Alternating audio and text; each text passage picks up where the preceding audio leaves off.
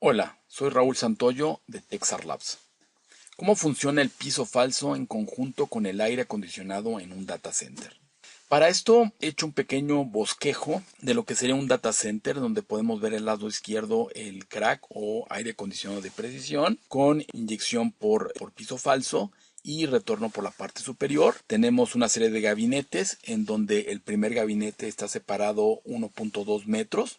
Enfrente de los gabinetes tenemos placas de piso perforado. Vamos a asumir que todas las placas son del mismo tipo y que hay una placa enfrente de cada gabinete. También que tenemos una profundidad de piso falso de al menos 0.45 metros y que no tenemos ninguna obstrucción. Encendemos el equipo de aire acondicionado de precisión y el ventilador comienza a impulsar el aire frío por debajo del piso falso. ¿Qué sucede en ese momento? El ventilador comienza a darle velocidad al aire frío. Si no hay ninguna obstrucción a la salida del ventilador, velocidad máxima que va a tener el aire en ese momento va a ser exactamente a la salida del aire acondicionado de precisión, que aquí estoy indicando con este punto, y la presión que voy a tener va a ser mínima. Estamos asumiendo que no haya obstrucción y que la cámara plena está libre y la va a inundar. Vamos a asumir que el largo del centro de cómputo está entre 5 y 6 metros y no es muy largo como para que el aire pierda completamente su velocidad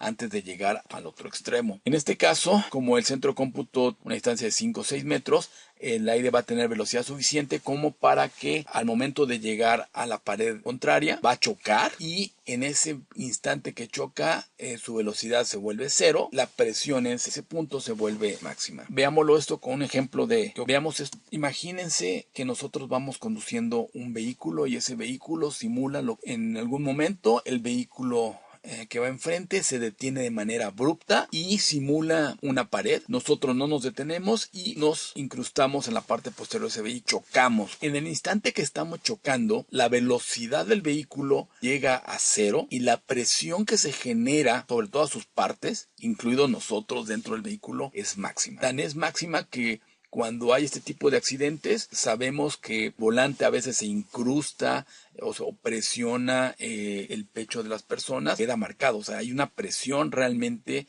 ejercida por la inercia continuar sobre el cuerpo de las personas y sobre los vehículos. Bueno, si esto sucede aquí, pues lo mismo sucede a nivel atómico, choca con la pared y se genera un punto de presión máxima y velocidad cero. Ahora, ¿por qué esto es importante? Porque las placas de piso falso funcionan por diferencia de presión. El aire va a fluir de un lado hacia el otro en función de las diferencias de presión. Si hay mayor presión en un punto, se va a ir hacia al otro extremo o al otro punto donde hay menor presión. En el caso de un centro de cómputo, las áreas de mayor presión van a ser por debajo del piso falso y las áreas de menor presión van a ser por arriba del piso falso. Lo que va a suceder es que el aire va a ir de la cámara plena hacia el centro de cómputo. Ahora bien, ya vimos cuál es el punto de presión mínima y el punto de presión máxima y velocidad cero.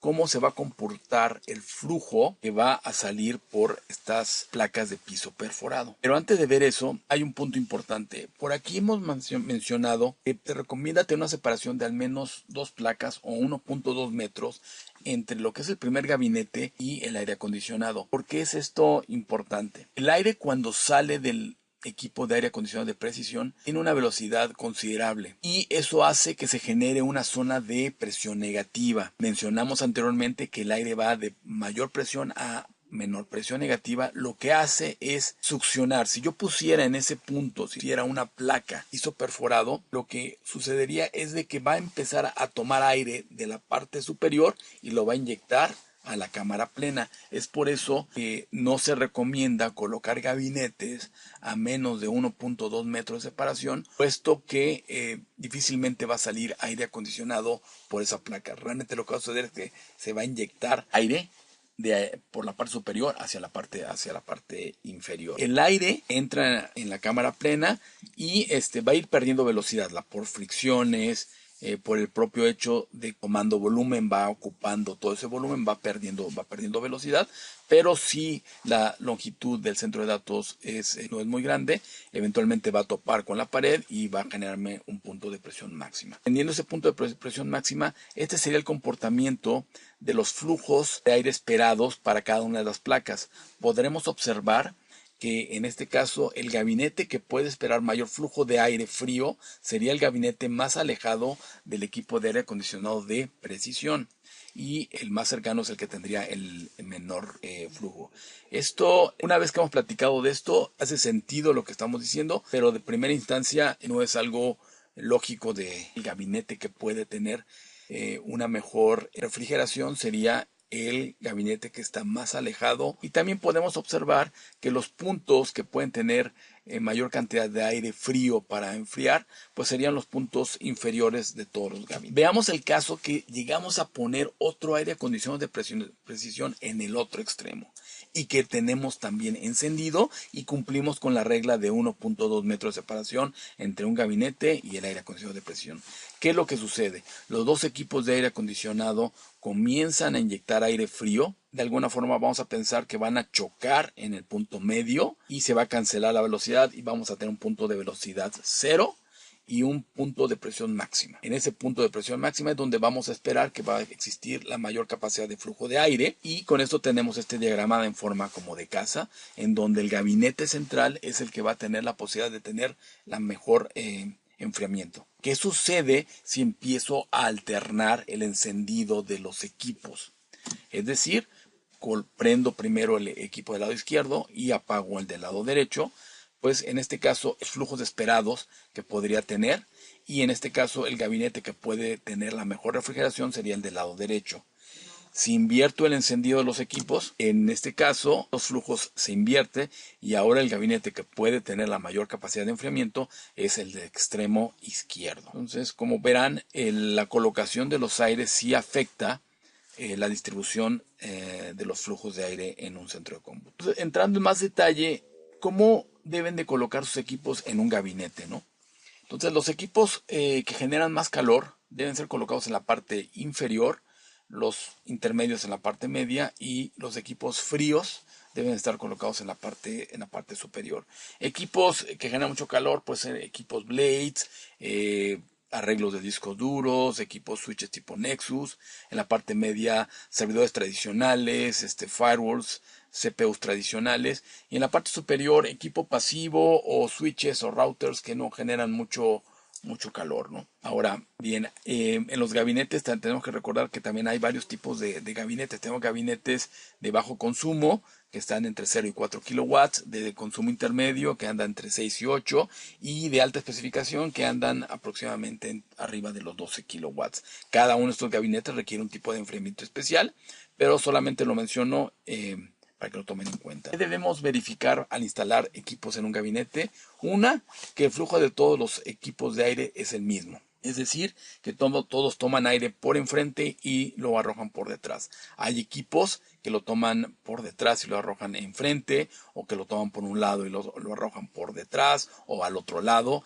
En esos casos habrá que poner aditamentos o tomarlo al momento de armar esos equipos en el gabinete, ¿no?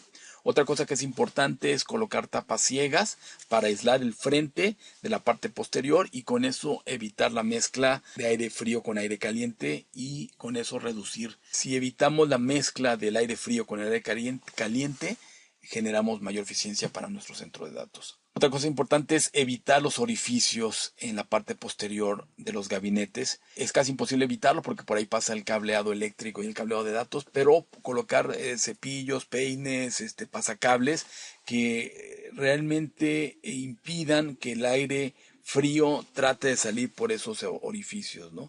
Y con eso mantener la presión debajo del piso falso adecuada para que realmente el aire frío salga por el piso falso, ¿no?